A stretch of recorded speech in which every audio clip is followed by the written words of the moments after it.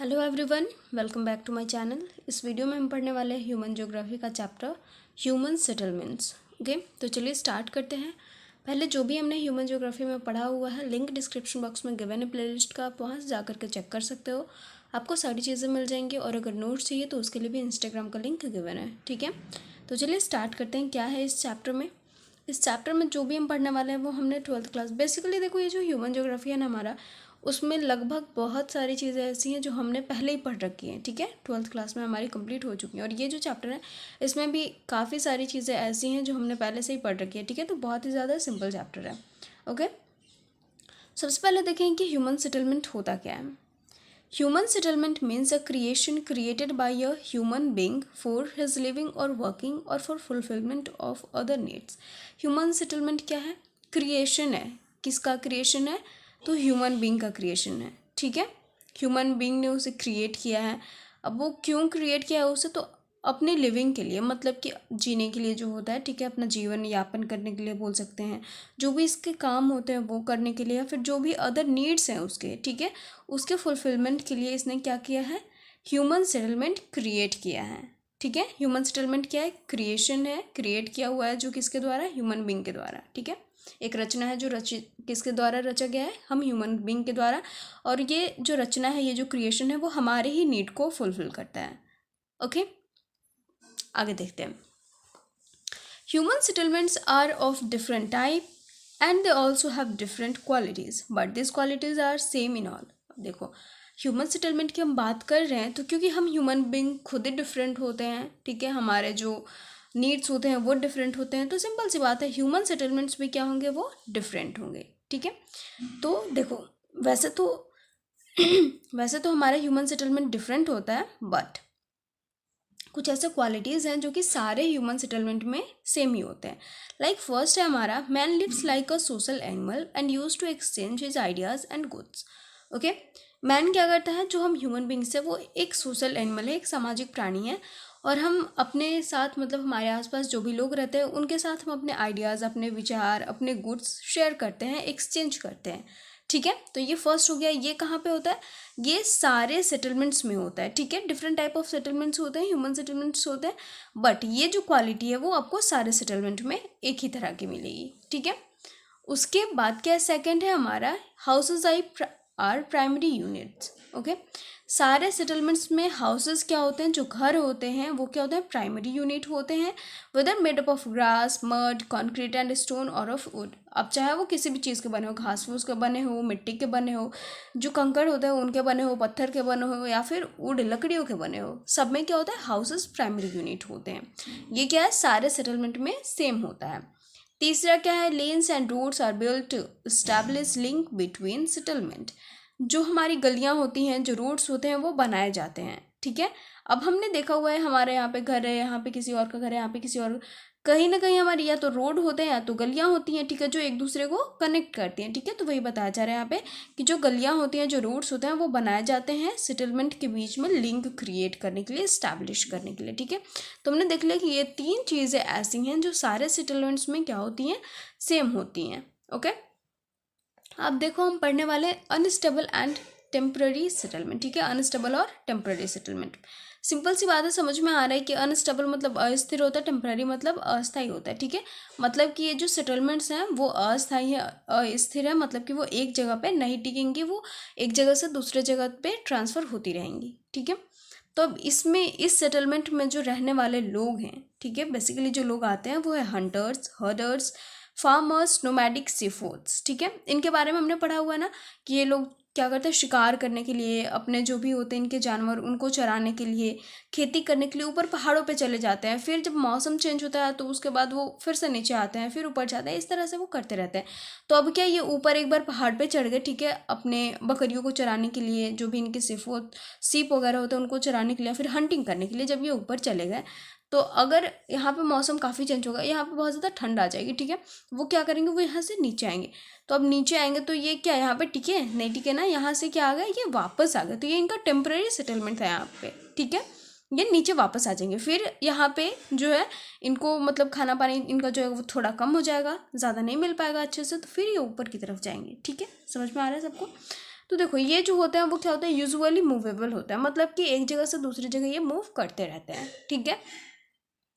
उसके बाद है कि ये जो लोग हैं, जो टेम्प्रेरी सेटलमेंट में रहने वाले लोग हैं, वो रहते किस चीज़ में, क्या इनके घर मिट्टी के होते हैं या फिर लकड़ियों के होते हैं या फिर घास फूस के होते हैं या फिर जो ईंट पत्थर होते हैं उनके बने हुए होते हैं।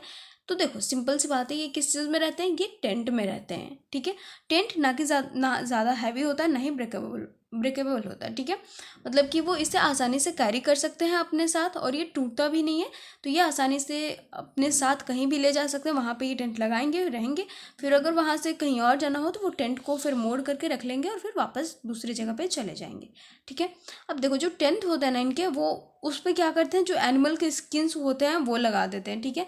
अब एनिमल के स्किन लगाने से उन्हें फ़ायदा होता है, क्या फ़ायदा होता है, तो जो अटैक्स होते हैं, बेसिकली हम कहीं पे जा रहे होते हैं और पहले भी बहुत सारे जो होते थे, जो घूमने वाले लोग होते थे, लाइक जिनने खोज करी है, ठीक है, बहुत सारे लोग ऐसे घूमते घूमते बहुत सारी खोज जिन कर दी है सन ने, ठीक है। तो उन पे अटैक्स भी होते थे। अगर हम किसी और के एरिया में चले जाएंगे तो वहाँ के लोग हम पे अटैक करेंगे ही करेंगे, ठीक है। इन्वायरमेंट से बचने के लिए, एनिमल्स से बचने के लिए, उनके अटैक से बचने के लिए क्या होता था, ये एनिमल स्किन जो टेंट के ऊपर लगाया हुआ होता था वो काफ़ी उनके लिए हेल्पफुल होता था, ठीक है। डायरेक्टली बोल सकते हैं कि लेदर वगैरह इस पर लगा देते थे, ओके। अब देखो nomadic peoples houses are very close to each other. अब देखो जो अवॉइड करना है, किस चीज़ को, अटैक को अवॉइड कर रहे हैं हम, ठीक है। तो किस चीज़ से हम कर रहे थे, एनिमल की स्किन को अपने टेंट पे लगा करके। उसके अलावा हम क्या करते हैं, जो नोमैडिक पीपल्स होते हैं उनके हाउसेस वेरी क्लोज होते हैं, मतलब बहुत ज़्यादा एक दूसरे के नज़दीक होते हैं। क्यों, तो वो भी इन्वाइडर्स से बचने के लिए, एनिमल के अटैक से बचने के लिए, कि अगर वो हमला भी करते हैं तो वो ये साथ में रहेंगे सारे लोग, तो साथ में मिल करके संभाल लेंगे, ठीक है। यहाँ तक क्लियर हो गया। ये हमारे थे अनस्टेबल और टेम्पररी सेटलमेंट, अस्थाई, एक जगह रहने वाले नहीं है ये, ठीक है। अब आगे और चीज़ क्या है हमारी, such temporary settlement are also found in the modern era, आज भी पाए जाते हैं ये, ठीक है। सेटलमेंट कहाँ पे, specially in areas where human along with the animals move on high mountains और in high valleys according to the season. जहाँ पे लोग क्या करते हैं, अपने एनिमल्स के साथ हाई माउंटेन्स पे चले जाते हैं, हाई वैलीज पे चले जाते हैं सीजन के अकॉर्डिंग, ठीक है। अब देखो ट्रांस ह्यूमन्स जो है वो कहाँ पे होता है, Scandinavia, Mediterranean reason, Alps, Himalayan mountains, ठीक है। यहाँ पे ये होता है, ये टेम्पररी सेटलमेंट होता है, ठीक है।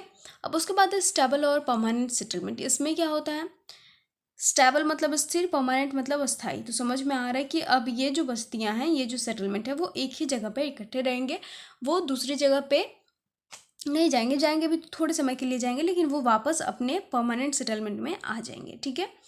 They are found in those areas where the land is flat.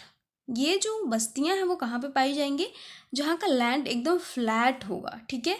ये फर्टाइल होगा, जहाँ पे हम अपने जो जो भी हमारे उपजाऊ जो ज़मीन होती है वहाँ पे हम जो भी चीज़ें उगाते हैं, जैसे वीट, राइस वगैरह जो भी उगाते हैं, तो उसके लिए अगर लैंड फर्टाइल है वहाँ पे ये सेटलमेंट आपको मिलेगा। जहाँ पे फैसिलिटी ऑफ वाटर है, ठीक है, जहाँ पे इजीली वाटर अवेलेबल है पीने के लिए और खेती करने के लिए, वहाँ पे रहेंगे, या वहाँ पे आपको ये सेटलमेंट मिलेंगे। जहाँ पे ह्यूमन लाइफ सेफ होगा, मतलब कि कहीं पे आक्रमण हो रहा है, ठीक है, बार बार जो इन्वाइडर्स आक्रमण कर रहे हैं, एनिमल्स अटैक कर दे रहे हैं, ठीक है, तो क्या लोग वहाँ पे रहना पसंद करेंगे, वहाँ पे परमानेंट सेटलमेंट होगा, बिल्कुल भी नहीं, वो तो भागने पे ही रहेंगे, तो वहाँ पे तो टेम्पररी हो जाएगा। तो जहाँ पे ह्यूमन लाइफ क्या है, सेफ है। There is any fact of attraction for human banks, कोई अट्रैक्शन का एक फैक्ट हो वहाँ पे, जिससे लोग अट्रैक्ट होकर वहाँ पे रह रहे हैं, या फिर कम्युनिकेशन, या फिर नहीं, और कम्युनिकेशन भी होना चाहिए, कम्युनिकेशन फैसिलिटीज़, ताकि एक दूसरे से लोग कम्युनिकेट कर सकें, और रूट्स होने चाहिए कांटेक्ट इस्टेब्लिश करने के लिए। अब रोड रहेगा नहीं तो कैसे लोग जाएंगे, ठीक है, कांटेक्ट उतना अच्छे से हो नहीं पाएगा। तो ये सारे फैसिलिटीज़ जहाँ पे अवेलेबल आपको मिलेंगे, वहाँ पे सेटलमेंट क्या मिलेंगे, परमानेंट मिलेंगे, ठीक है। अब परमानेंट सेटलमेंट में दो सेटलमेंट है, रूरल और अर्बन, ठीक है। आगे हम बहुत अच्छे से पढ़ेंगे। देखो रूरल में आता है डिस्पर्स्ड, आइसोलेटेड, ठीक है। उसके बाद है फार्म स्टेट्स, हैमलेट्स और विलेजेस, ये आते हैं किस में, हमारे रूरल सेटलमेंट में, ठीक है। अब देखो इसमें क्या होता है कि जो लोग होते हैं वो ज़्यादातर किस पे डिपेंड होते हैं, एक्सप्लॉटेशन ऑफ सॉइल पे, मतलब कि ज़्यादातर जो भी ये काम करते हैं वो सॉइल पे डिपेंडेंट होता है, वो सॉइल से रिलेटेड होता है, ठीक है।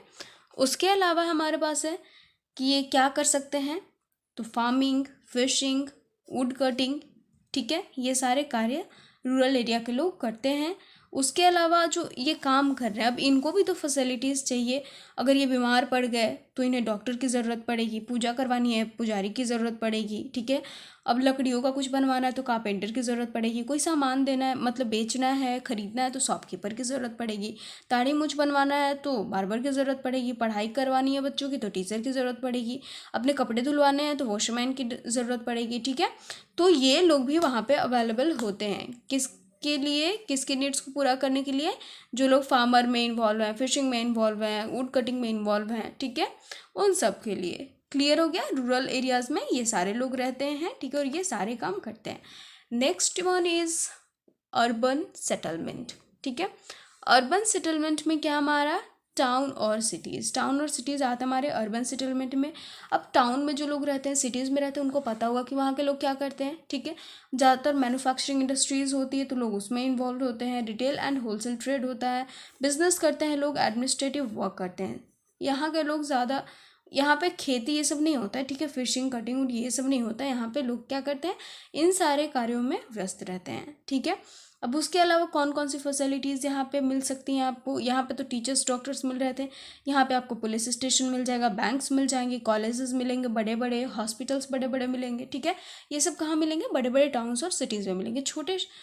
जो छोटा हमारा एरिया होता है, जो रूरल एरिया होता है, वहाँ पे आपको बड़े बड़े हॉस्पिटल, पुलिस स्टेशन, बड़े बड़े कॉलेजेस और बैंक आपको देखने को बिल्कुल भी नहीं मिलेंगे, ठीक है, वो आपको हमेशा शहर में ही मिलेंगे, ठीक है। तो भाई ये था हमारा स्टेबल सेटलमेंट, परमानेंट सेटलमेंट और टेम्परेरी। इसके अलावा जो भी है इस चैप्टर में हमें पढ़ना है, ठीक है, 1-2 पार्ट में ये कवर हो जाएगा। तो मिलते हैं नेक्स्ट वीडियो में। Thank you so much. अगर अच्छी लगी वीडियो तो please don't forget to like, comment, share and subscribe.